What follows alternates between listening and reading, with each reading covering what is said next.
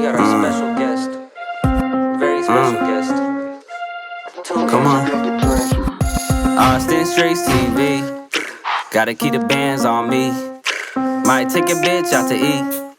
No, I'ma probably keep it P. People, and then you know what she did? She took the silverware home with her and the salt shaker. That's fucked up. That's some fucked up shit. Yeah. Like that.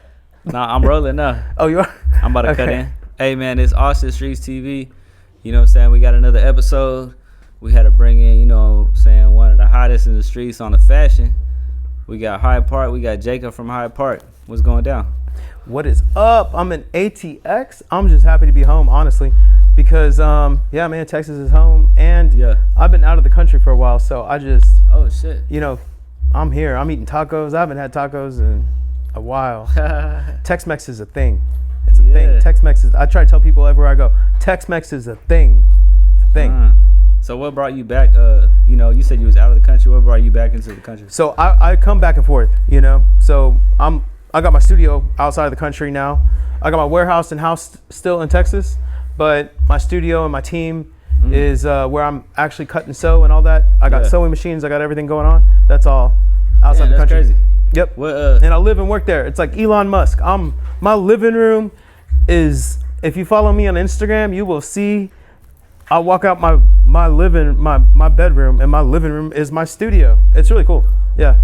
Yeah. I'm trying to bring some people over there, but people are scared to travel over there because they've never been, you know, To Japan. 16 hours on an airplane from LA.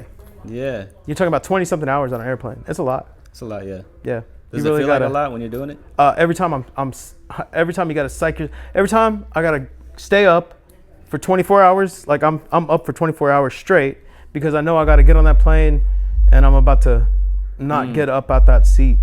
Yeah, it's a lot. Except to go to the restroom, maybe. It's a lot. Yeah. It's a lot. Damn. So like, like you being a kid, what was like a fit you would pull off? A fit as a kid, Yeah. man. So like what? Like teenager? I was into Like back then. Pretty much what influenced you to get to where you are now? What influenced But me? being a kid though. So basically, I started off as a graffiti artist when I was, you know, 14, 15, 16, 14, 15, like 14, 15, somewhere in there. 14, probably 14, yeah. And yeah, man, I was doing graffiti art. Met this dude from Chicago. He showed me what a black book was. He showed me what this art was called, graffiti. And he's like, yo, this is my black book. I'm writing in it. I'm doing these tags. I'm doing these bubble letters. And these are throw up letters. And this is like some wild style. And I'm like, wow, that's incredible. I want to learn how to do this. And he goes, I'll show you. I'll show you what I'm doing. Oh no! Oh shit.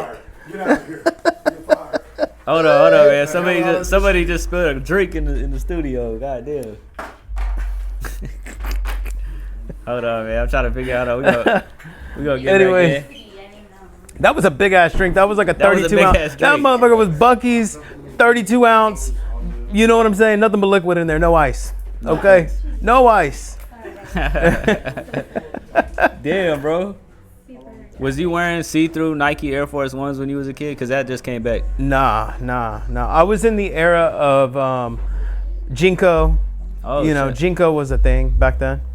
So we'd be wearing Adidas. You know, Adidas was a thing. So you'd have the shell toes.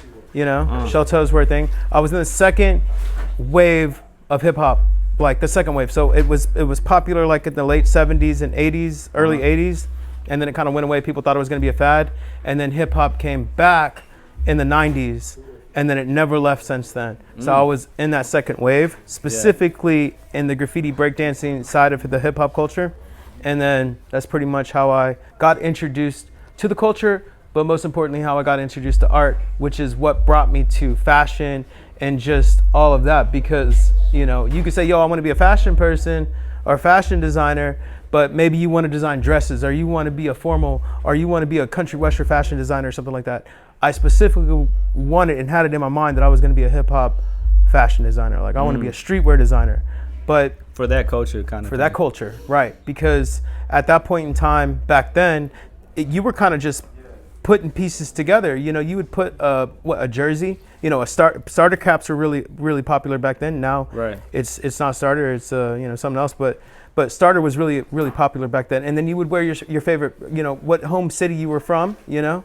If you were from Oakland, you wear the Oakland. If you were from Houston, you wear the Oilers, you know. If you're from Texas, you maybe wear the Cowboys or something like that. And then you'd pair that with some Jinkos or something like that. But there really was no streetwear brand. And then you had FUBU, but FUBU was more like a mainstream, something that you would see at Dillard's, not a boutique style thing. So, you know, you had these different types of brands that were coming out, like Sean John, you know, with a free pack of baby oil. When you bought the shirt, you got the free pack of baby oil with it. Do you remember that?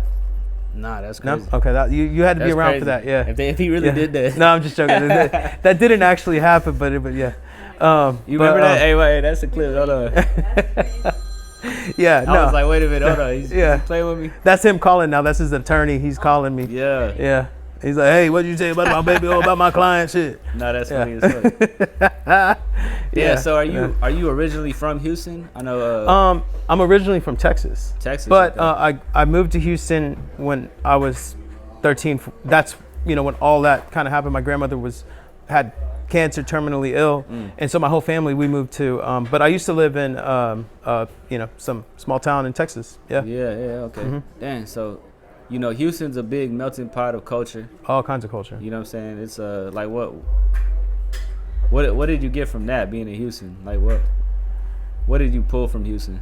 I think Houston, like, I mean, Houston hip hop culture back then, like in the mid 90s, like, you know, early 90s, you had South Side versus North Side, and that was a really big deal. Like, you were friends at the end of the day, but you were either from the South Side or you were from the North Side, and so we were battling people all the time. If you're we're from the South. We're from Southeast Houston. So we were always battling people from the North Side. And so we would just show up. They would organize these huge shows, and you would pull up, and it was just so dope back in the day, because this was before cell phones, this is before social media. This is like, you got a little flyer that says the South Side North Side battle at Garibaldi's on 45 South. Come ready and come prepared to bring your crew and bring, you know, and you would show up there deep, you know, pulling up, you know, you'd all be wearing some fits that we would go to the thrift store, and we would go and get the Adidas, the 3-striped Adidas going down. You definitely had to buy, you know, you never pick up shoes or sneakers at the thrift store. You wanted the oversized pants that they had at the thrift store, but you wanted the windbreakers. That's what you wanted, and you wanted the windbreaker set. You know, you had to have the top with the bottom with the old school Adidas logo and the 3 stripes. And if you found that was like a hidden gem. But the other part about it is you also found some Pumas. The Puma was a single stripe. So you had the single stripe coming down here and a single stripe coming down here. Then you had your Puma, your matching Puma sneakers with the matching fat laces. So if the logo was yellow on a navy blue situation, then you would have the matching wide fat, you know, laces, and that was like a whole look. And you would just kind of stand there with your squat up, you know, and you would have, I'm sure you can imagine like something like a Run DMC type situation, right? You know, with the oversized big frame black glasses, you know, or maybe BC Boys, maybe? Yeah, like or Beach Street, you know, you know, Wild Style, you know, something like that. Yeah. Yeah, that was the fashion back then. That was the drip back then. Yeah. Damn. So, you know, fast forward today, I guess Desto Dub just came to Houston. Yeah, Desto Dub. I think that was great. Yeah. Like, how did you feel about him coming from California with his brand to Texas? So when it comes to stuff like this, I'm a supporter of that, because I feel like it really makes sense for him. You know what I'm saying? It really makes sense for Desto Dub to come to Houston. You know, and Houston's my city. That's okay. You're welcome. Would you say just because what his brand just represents? His brand represents.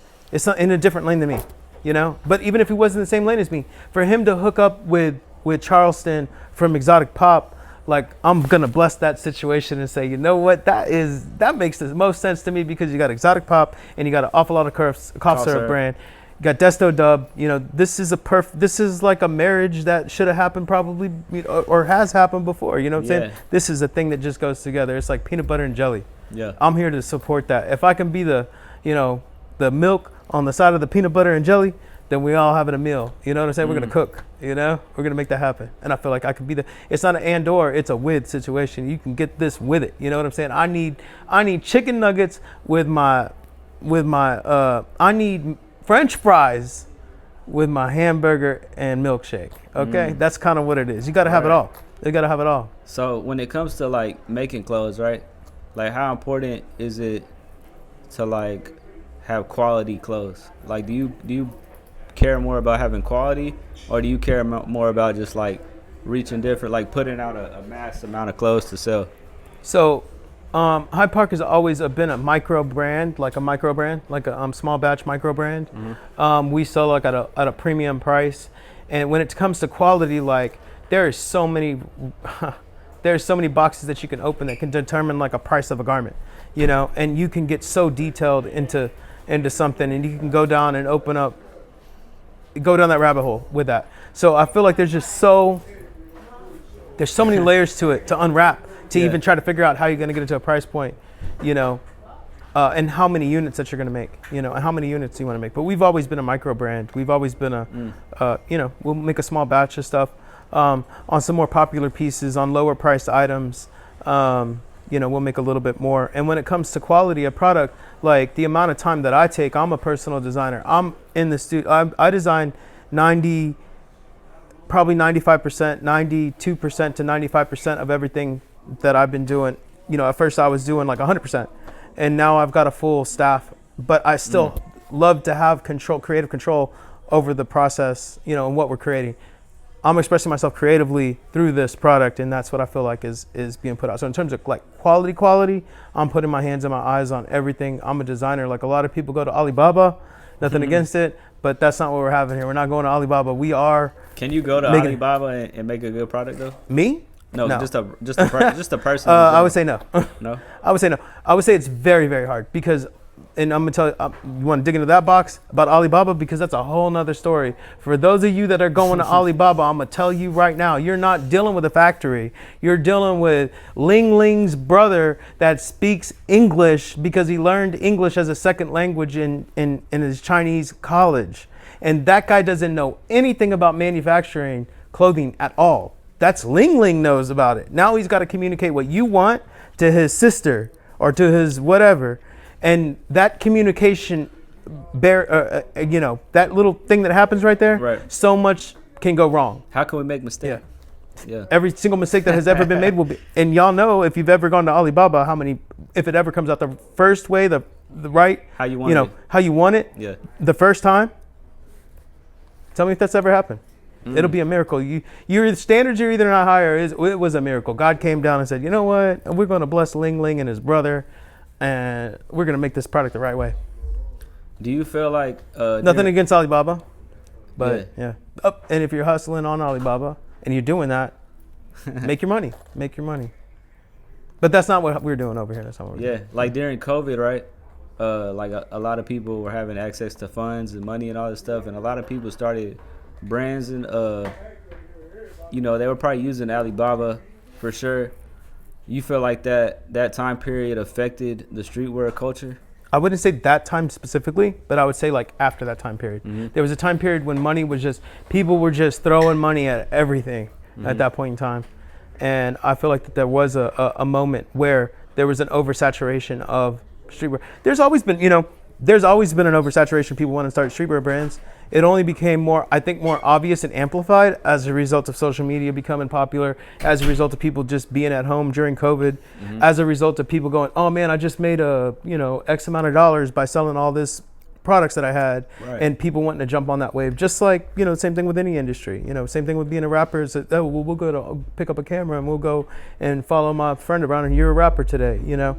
It's the same situation. It's that yes, of course, like anybody could do it, you know. Yeah. So like, what plans do you have right now? What are you looking forward to right now? Is there anything in particular? Like what's coming up down the pipeline? Yeah. Like something that's coming up. So we're trying to do this thing called Jacob as a public figure. That's number one. We're doing this other thing called Elephant in the Room. Okay. And so we've got all of these like different, and I'm not looking at this as a way like I'm gonna go make $1 million or whatever. This is a way of like, think about it as different, like small little micro art projects that I'm doing. And these are little campaigns within that little categories that I'm working on. So I'm working on doing like several different like campaigns. These are going to be coming out like blitzing out like pretty soon. Yeah. All underground, all, you know, like Yeah. normal, like how we do it. Yeah. Yeah. So you in Austin right now? You just did a mic drop. It was like Quinn and FN, ESG popped out. Yeah. And you had a bunch of merch. You was promoting a bunch of clothes. Like are you the type of person like to drop clothes every week or every month or maybe? So we have a that's a great question. We have a 45-day cycle, and you know, we go through an ideation phase, and we're about 6 to 9 months out on our cycle, but it cycles every 45 days, if that makes sense. So we're working on stuff that's like 6 to 9 months. We're working on next year. I'm already in next summer. I'm working on next summer. Yeah. And when is it? It's October. Yeah, you gotta work ahead of the game. Yeah, 'cause ahead of the game. They're gonna mess up, right? Or like somewhere. Yeah. and you gotta Well, fix it's just we're just gonna make sure that we're taking the proper time that it takes to fully develop something and conceptualize something and bring it to life and make a sample and then test it and then make sure that that fits and the grading is done correctly and making sure all that stuff is checked and that's what. Could you see like manufacturers ever moving to America? I think that's going to be very difficult. That's a great question too, because there's a lot of incentives to make a manufacturing company. I used to have a manufacturing company in America. I have my own warehouse. I had 26 employees. We were making all the product in my warehouse. Honcho was there. You know, these people pulling up in the first 30 days of me launching the brand, you can see it come to life. Like you can see old content of stuff actually being made in my warehouse. So, but I will say like you are limited to the diversity in product offering. Like there's only so much that you can do because you're still going to import a component from some other country, meaning your full supply chain will never be 100%. I will say, and this is going to be something crazy if you're nerded out on shit like this, but it will probably never happen that 100% of the supply chain will be in America because it's just too expensive. I would think we're going backwards in time if that were to be the case. But we're always going to import good, right? Something. Yeah. It sounds like American made could be a situation, but America's not great at making certain type of things. You know, they're good at one part of that supply chain. And maybe that's cotton, you know, something like that. Maybe that's knits, you know, something like that. But when it comes to doing like denims and it comes to doing wovens and it comes to doing metal pieces and it comes to doing, it doesn't make any sense when it comes to doing like certain washes or certain techniques or something that you're trying to achieve through the clothing. You're always going to go because they've got the supply chain. It's just better. Like imagine just having a full, you know, you go to Chipotle, right? And you know how they got the beans and the rice and the, you know, all the situation. That's what a supply chain. Think about that like the supply chain. Where would you go to get the best airbrush Dickie suit? The airbrush Dickie suit? If you was gonna get an airbrush in Dickie America, suit, where would you go? Period. Like just anywhere in the world. Yeah. I mean, dude, you can go. I mean, you can go anywhere. That's probably something you can do in America. Yeah, I feel like that's something you can do. Is that something you do? No, I never done that. No, damn. I used to do. I mean, I thought you was gonna give me a random spot. No. You can go on a boardwalk or something like that, you know. But yeah, you know, airbrush is a dope skill. I kind of had an airbrush or whatever, but I never got into it. Yeah. What's your favorite song right now? Well, you know, let me see who. You know, what's on my playlist, like on repeat. I'm listening to "Crank" by OTB Fastlane right now. Yeah, you know, I gotta, you know, that's and a banger. That's and you know another song I'm listening to. I'm listening to Mexican OT, Sauce Walka. And I'm listening to but their collab was Check Please. I just love that song. Like I feel like it didn't get the love that it should have gotten. It should, like in my mind, I'm in Asia and I heard this thing I'm the first like 20 people that heard this song. I'm just on YouTube just at that moment because it's nighttime. I'm at a restaurant and I'm having a tequila. I'm actually having a tequila, and I look on my YouTube and it is just right there like on the top, and I'm like, oh my god, I gotta hear this shit. I put the thing and I listen to it. I'm like, oh, this is it. This is a fucking. Have you heard it? I think Check Please. Yeah. It's fucking great, dude. It's that's great. That's not my favorite song, so I gotta. Bro, it's just got everything that I would want in a song, like with the people that I love, you know. And I just it's my shit. So I know like Sauce Walka had a big influence too on your brand in general. Like how did y'all link up and how did that come together? So basically, like we launched in December 18th 2020. Okay. Guess who's coming knocking on the door? Sancho. January the 1st. January the 1st. January the 2nd. Who is that? Knocking on the door at the warehouse. Hey, I seen this place on my homeboy's Instagram page, and I just had to come over here and find out what it was. We don't have an address, mind you. We don't have a fucking public address. This shit is not publicly known to nobody. We don't have a phone number. We don't have a public address. We don't have a website. We don't have shit at this time. Nobody knows where the fuck we are. You aren't invited for real. You aren't invited. This is the beginning because we didn't want nobody to know where. It was like the Bat Cave. This is like some signal that you got in the sky, and you had to go, damn, where is this fucking place? We got to call so-and-so to call so-and-so. So the fact that even somebody was even knocking at the door, I was never even expecting that. Okay? Honcho comes up with a cane. Okay? Hey, I heard you was doing some shit in here, and I'm TSF, and my camera guy said, okay, if my camera guy comes in here and, we can come and look in it. He walks in the door, drops his pistol. I'm like, what? And I've never seen some shit like, this shit in my life. I'm like, bro, what in the world is going on? Like a He's movie smoking too. a blunt. Yeah, it's like a movie. It's like a gangster movie. Right. Fucking, hey, I just had to come over here and see if this was real. I needed to see what was going on. I see what you was doing, and man, I think this can go far. This could be like this, and I'm like, I'm in my mind. I'm already thinking like, That's what I want to do. well, I was already, I'm a what's it called, like, I'm doing what I'm doing anyway, But I'm like, okay, let's just see what we got because, and then he's like, oh, I'm with Walking. Have you heard of Sancho and this and that? Well, yeah, dude, yeah, I'm, those are my people. Like, I'm a fan, I love this shit. Yeah. And he goes, man, I think like I need to introduce you, and that's kind of how it happened, And the next thing you know, So you got man, I really. You got introduced to the whole TSF. The whole TSF, yeah, like instantly, but that not just TSF, it was everybody. It was, I don't know for what reason, there's something to be said about like doing the right thing at the right time with the right people at the right price at the, and all these like, have you ever just done something in life and all the stars just came into line? Like that, it just felt like all of these check marks were happening. It was COVID. People were done. People didn't want to be, cooped up in the house anymore. They wanted to go outside. They wanted to go represent. They wanted to be with their people. They wanted to kind of drip. They wanted to, be outside again, Yeah. And so I feel like all of that just came in alignment at that one moment in time, and what Hyde Park represented, what it represents today was very relevant. It touched people in a certain way.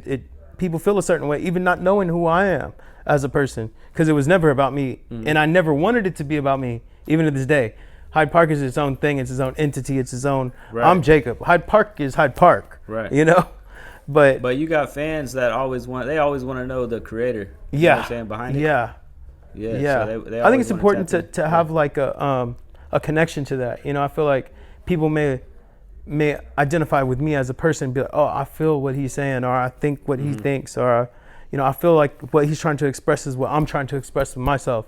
But in terms of like me trying to be a famous person or get out there or do this for that reason, I feel like that's left to a person who's an entertainer. I'm not really an entertainer. I don't see myself as an entertainer. I see myself as like as a creative, as an artist. And more like when you come on camera, it's just more like raw type. I'm thing. just Yeah, no motives, nothing like that, nothing happening. But yeah, man, they really supported, I feel like, the hip hop culture in general, more specifically Sancho and, Free Sanchi. Yeah, Free Sanchi. Yeah, and Walk, they just really supported, man. They got behind the movement. They saw talent, and they just saw how I was operating and saw that I owned the equipment and owned the warehouse. I have a big ass warehouse.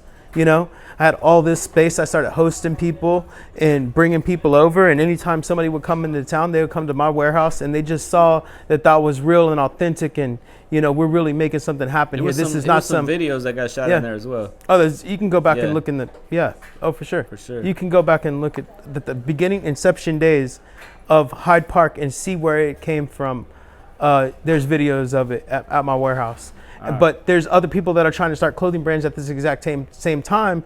But guess what? They're at their mom's house or they're out there, whatever. And they don't have not that there's something wrong with that, but they don't have the capacity to like fully develop and make something, like that to where you can kind of put it out there into the world.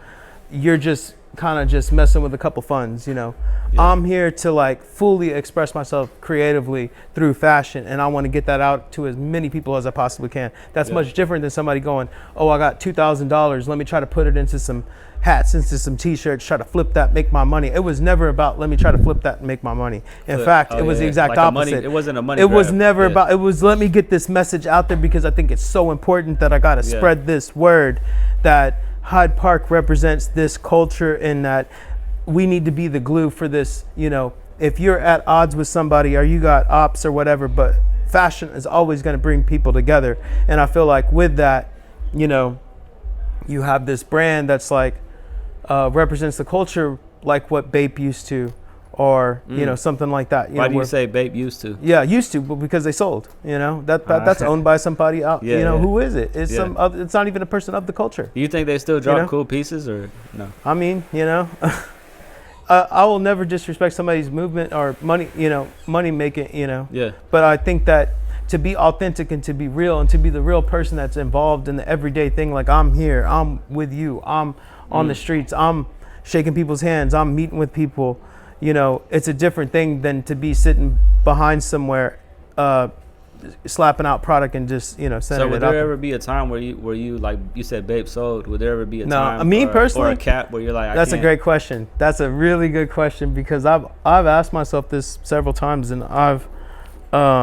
the idea of selling is pretty good because you can get a multiple of what something's worth. And I think that a lot of artists come to that crossroads and they go, hey, even a recording artist will be like, you know what, I could sell my catalog for $200 million, or $500 million, Or if you can I sell more. or whatever the case may be. But like I feel like in no disrespect to them, because like if they're trying to get their money, they're trying to get their money, and they may be in a different situation than what I am. But for me personally, I feel like in order for it to be authentic and for it to be real, and in order for me to be in love with it, then I feel like I have to put my hands on it. I have to put my eyes on it. I have to feel it in what I'm doing on a day-to-day basis.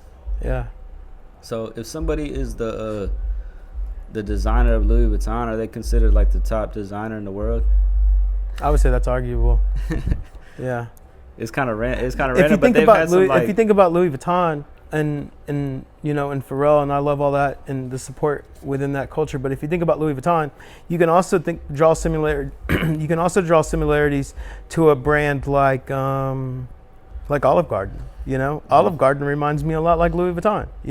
It's the same. What does that mean? That means that they're positioned properly in the market. Yeah. They've got key locations that are in this demographic that target that audience. Everybody knows you know what Olive I'm saying? Garden. Yeah. And everybody knows Olive. And you've got the breadsticks. And guess what? You're gonna go take your wife or your husband out on and your kids to Olive Garden because that's what you're doing. And you're gonna wear this shirt. The same thing is true with Louis Vuitton.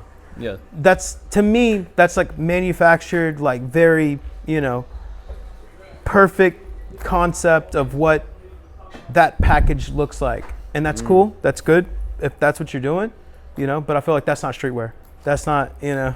Streetwear is like raw. It's not perfect. It's like the kid who just made an Instagram a month ago can still streetwear. pop off, right? Like, yeah. Streetwear is the people. Streetwear is more than that. Streetwear is the people. The people have adopted Hyde Park. The people made Hyde Park what Hyde Park is today. You think that can be accomplished by me? I'm chilling and wearing. People have made Hyde Park what it is today, and that's really the movement. It's them. And Louis Vuitton is like crafted. Just this thing, it's like Olive Garden. Do you get what I'm saying? It's like Olive you are Garden. Mexican, right? So I know you know the shoe. Like the last shoe they dropped was like, it looked like a Nike Cortez. I love that actually. And it looked kind of crazy. It's like a puffy Nike Cortez. I want a pair of those. So they are trying to tap into the streetwear. Yeah, they definitely are. And then maybe the skateboard scene as well. I think streetwear for sure. Yeah. They're trying to get the streetwear. They're trying to like manufacture streetwear, which is really hard to do, but they're doing a good job. They're doing a good job. I think with Pharrell there and How do you feel about the skateboard community? skateboard Because community is I dope. see a lot of designers and they'll definitely rip the skateboard community. I think the crazy. skateboard community and just the young people in general, but skateboard community specifically, since that's what you asked. I Yeah. feel like when I was young, what did I do? I went to the thrift store, you know. In a thrift store, you're gonna see styles and trends that happened 20 years ago. This is the stuff that you don't want and your parents don't want or whatever. They're just putting it outside and they're giving it to the thrift store. And guess what? Some 19, 16, 17-year-old goes to the thrift store, goes, I compare this with this, and that's skateboard fashion. That's cool. all that is. Have you ever gone to a skate shop and you felt like you went in there and then just the vibe was like, oh, if you can't skateboard, you can't wear these Actually, clothes? it's kind of funny because I went to a skateboard shop the other day, and I don't know. I think that you could feel, again, I think the most important thing with any type of business like that, that's selling something like that, you're selling authenticity and, local environment, So I feel like when you walk into a skate, I think what we should be asking ourselves is what it's like to walk into a place that feels real and authentic and raw. Because that's what I think about when I think about a skate shop. Yeah. So I don't want a skate shop that, again, looks like Olive Garden, Yeah. I want a skate shop that's got, the real cool the real shit. yeah. There's some scuffs on the thing, and Yeah. you got people in there just chilling and hanging out, because they like the owner, Yeah. and you got people politicking and talking on the side, and you got people in there shopping. And you got a DJ or something or music playing in the background. I feel like that's my idea of a skate shop, Yeah, that's what I would like to see. I think the one that sticks out at me is like Christian Dior dropped a logo and it said CD, and it looked just like if you ever knew who Baker was, it was like a group of them. It's called the Piss Drunks, and it was literally their exact logo. They're trying. They're really trying. And I couldn't believe it because they never invited anybody from who was associated with the original. It's like getting tater crispers at Chili's on Friday night. You know, these things are like somebody is in the lab thinking That's about crazy. this shit, being like, I approve of this, and you're going through a corporate, ladder to get this stuff qualified for. Same situation. They're like, okay, this is what we think based on these studies that and there's nothing wrong with that, but that's where it's coming from. What's your next travel plans coming up? I will be traveling to Dallas tomorrow. And then I gotta always, and Dallas really represents and just It's a good market, right? always they've always this it's like anything. Houston. It's very similar to Houston. Yeah. So I feel like Dallas is our people, and then after that, I'll be heading back to Houston, and then we're gonna be doing a lot of work in Houston, and then I'll be in Las Vegas on the 25th, and then Complex Con the 26th, and then I'm gonna fly to Los Angeles. I got a lot of meetings out there, and then I'll be back in Hong Kong. So right now you're living in Hong Kong? I'm living in an hour away from Hong Kong. Oh, okay. Fast train. My studio's Is that like a big culture shock living out there? of course, yeah. Yeah, to say the least, it is a huge culture shock. We'll never understand as Americans what Chinese culture, Asian culture is a different, because you got all different types. First of all, you got all different types of Asians, but being from America, you may be like, oh, they're Chinese. Not every American's Chinese. Not every American. I mean, not every not every Asian is Chinese. Not every Asian is Japanese. There's so many different. It's like South America. It's like calling somebody a Mexican that's from Honduras, or from Brazil or something like that. Right. Like everybody south of the American border is not a Mexican. Because they all have their different cultures. And they all have the different cultures, Yeah. and there's very unique things about them and they all got their different languages. The unique thing about Asia versus Latin America is in Latin America, everybody speaks Spanish. But in Asia, all the different countries have their own dialect, which is really interesting, and they all got like very unique things about them, and their beauty standards and their fashion and their culture is all kind of similar, but also very different at the same time. Yeah. Do they look the same? If we're just American people looking at them, you're like, okay, maybe all Asians look the same as like a stereotype. But once you start to get there and you're like, oh, okay, I could tell that person is from the Philippines. I could tell that person not even hearing them that person's from Japan, that person's from South Korea, that person is from Picking China. up on like their You can trends? start to pick it up. There's slight differences in their facial features, how they wear their makeup, how they wear their hair, how they carry themselves, what clothes they wear. You can automatically start to be like, if you know, Right. like if you're a little seasoned. You Is know? there like anything you picked up on? Like, damn, I gotta pick up Fashion puffer is coat or big, man. something Fashion like is that. really big. It actually moves, in my opinion, it moves much quicker in Asia. Themselves is like, oh, we're the trendsetters, but bitch, are you really a trendsetter? Are you really a trendsetter? If you got to look to the right and to the left to tell whether or not, you know. Yeah. So like, I got a charger here too. no, we're good. Portable It charger? was my storage. Yeah. Okay. Oh, it's your storage. So the You had trends. to, you had to delete your nudes yeah. video. Okay. They were too much. Damn it! Oh man.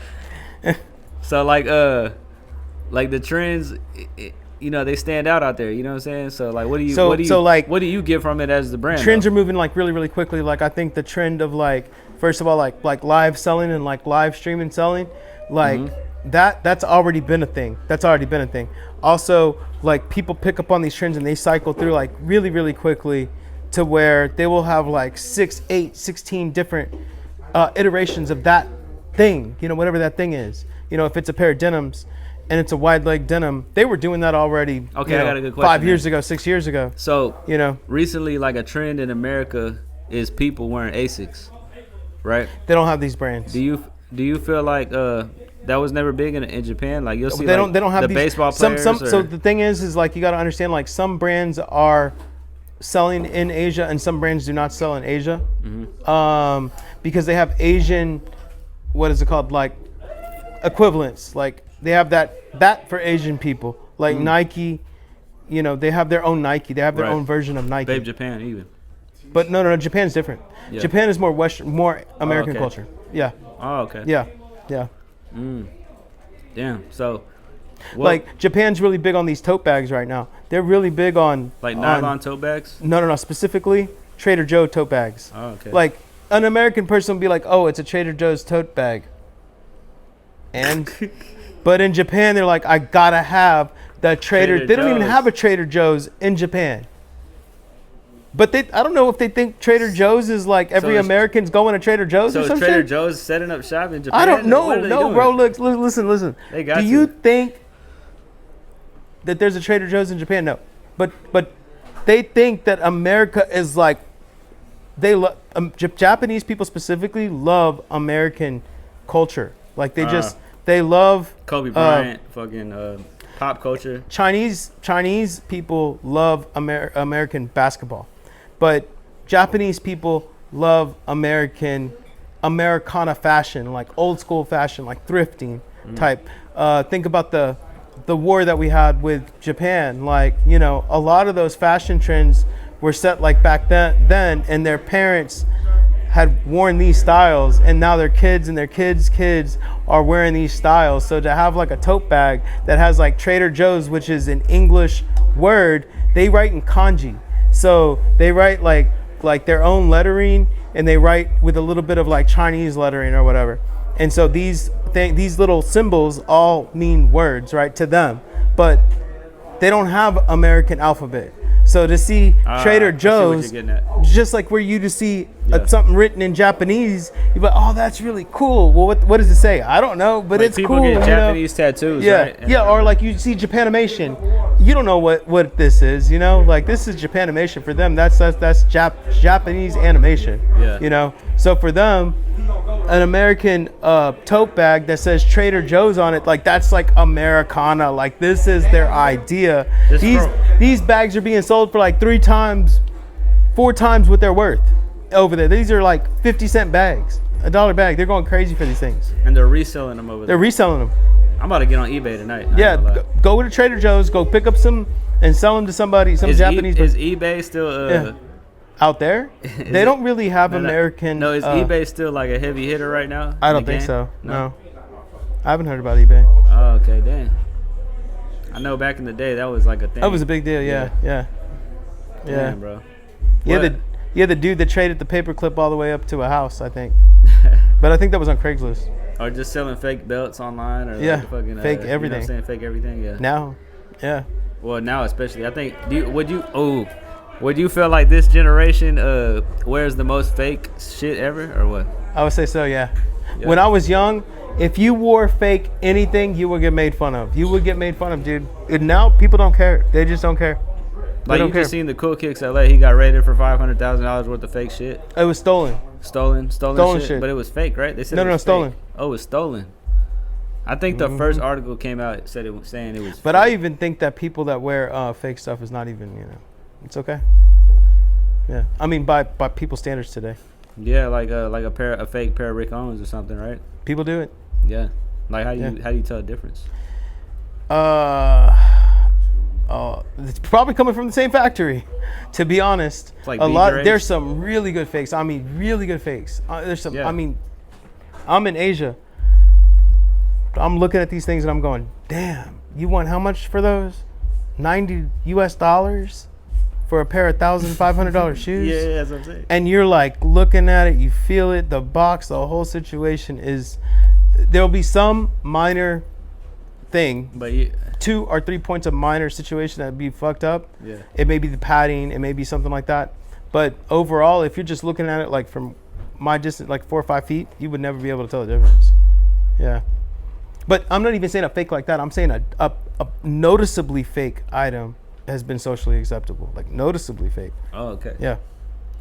Yeah, that's crazy, Yeah. man. Yeah, back in the day, he was getting tore up. Yeah, back so like even today, like if you were to do a fake like in an artistic, creative way, we would call that brandalism. It's like branding and vandalism tied together. That's called brandalism. But you're doing it as like satire, as like being sarcastic or like trying to prove a point. Like Louis Vuitton is trying to get everybody's money, but we're gonna go and fuck. We're gonna go and tell them that they can't have all of our money. We're gonna make our own, and that's our hood version of this item or whatever product or whatever. We're gonna call that brandalism. We're gonna take the Louis Vuitton logo, we're gonna jack it up, and we're gonna make it what we think it is.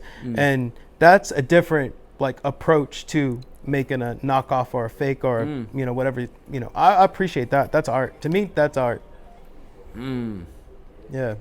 Is that like the in the fashion world? Is that like the goal to be the top people, like influencing what the people are wearing, whether they want like whether they know it or not? Like kind of how you were saying with the Japanese back in the day and stuff, they were wearing it not knowing their parents were wearing it. I'll see like I guess curators you could call them because they don't just do fashion. Yeah. They influence music, stylists? everything, stylists. Okay, Everything. curator. Okay, I see what you're Yeah, saying. so I guess I like Ian Connor, right? Like he does brands and he kind of fell back off the scene, but when he first came up, he was doing just streetwear.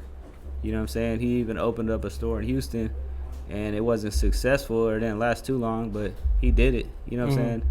But now he plays the back role. So like controlling the masses, right? Yeah. Based on your like what you're putting out as an artist in fashion. It's pretty much what I was getting at, but it was a lot. It was talking about the major people doing it. Like what are they trying to get out of it, or Like, is that something like you ever looked at it like that? like what? Damn. Like what? Damn, did you get it? Influencing people to wear your Oh, fashion. okay. I see Like- what you're saying. like influencing like, them, oh, but like like, a crafted, like a crafted. I was getting messy. Oh, I ain't gonna okay. lie. I see what you're saying. I see what you're saying. I was like getting a messy, but you didn't catch what I was saying. like we're gonna make this thing look cool, And we're gonna make y'all believe that. and we're it's gonna cool. make you believe it's cool. Yeah. I think there's some art to that. I could fuck with that. But like I think like when it goes down to the Olive Garden situation, like that's also very similar, in the sense that they want Olive Garden to attract this certain type of demographic and person. We're gonna position this thing in there. So I think at some point that gets kind of cheesy. You know what I'm saying? Or Yeah. that gets kind of like Thanks. lost out there on people to where it becomes too corporate. You know what I'm saying? So if you're trying to manipulate, which I think is what you're saying, Yeah, like manipulation, there. yeah. Okay, let me give you an example. If you know the artist Banksy, he's got this thing like he's Banksy, and he became Banksy. And I don't know if you know this is a graffiti artist, like very popular.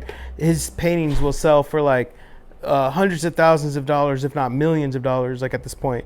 And he became super, super famous. But what he did was he went undercover to kind of fuck with people, and he had all of his real paintings. These are real. His Yeah. real paintings, and he's on the side of a street in a busy, town, or I'm sorry, in a busy city, metropolitan area, and he's got an undercover grandpa looking person, and he's got cameras everywhere pointed at this grandpa that says Banksy, $20 a painting. And these are real authentic paintings from himself. These would be going for $100,000, $50,000 for each painting. And people would just walk by and just look at it and be like, and just keep going. And people will walk by and buy it, not knowing that this was really Banksy's artwork. Yeah. You see what I'm saying? Yeah. So it goes back to that, can we fabricate something that, is or isn't, on both sides? Because this is the opposite. You see what I'm saying? Yeah. They're fabricating a situation where it's authentic and real, and they're trying to sell it off as a knockoff or a fake, because why would a Banksy be $20 on the side of a street corner in a metropolitan area? Yeah. So there's something to be said when you're playing with reality as an art, in an artistic, creative way. I support that. You know what I'm saying? But if you're trying to do it in a cheesy Olive Garden sort of situation, then that's where I draw the line. You know what I'm saying? I draw the line at that, where it's a little too much. You're trying to put something into a box, and make it packaged for that one person. I feel like, But if you're making it to do your money and you're trying to be a business person or whatever, okay, do your thing. Yeah. But as far as where it draws the line of being creative, being art, and something more, yeah, that's a business. That's not art. Damn. So, any last things you want to tell the people? Anything on your mind? I want to say free Sanshi P. Okay. And yeah, man. Just give a shout out to Austin, Texas. Give a shout out to Honcho. Give a shout out to Donnie at Private Stock. He's been a day one supporter. Darius over at Aisle 5. He's been a day one supporter. And, you guys that are watching this, I feel like everybody that wears the brand, it's not me, it's about you. It's about what you're doing. It's about the people, that make the product. It's not me. It's about you guys. And I really want to give you a lot of respect and just appreciation for you guys supporting throughout the years and just always representing the brand and just putting it on and just showing people I fuck with this underground movement, that is Hyde Park, that will always be real, always be raw, always be authentic. And people will never be invited to it. You got to just gravitate it, towards it naturally. People just find it and put it on and just, they do what they want to with it. And you guys determine that. Yeah. Yo. So I appreciate it. Hey, man, appreciate you sitting down. You know what I'm saying? That's Austin Streets TV, man. Y'all leave a comment. Austin Y'all let us Streets know what's TV. going down. Yeah, man. Thank you for having me. Let's do it.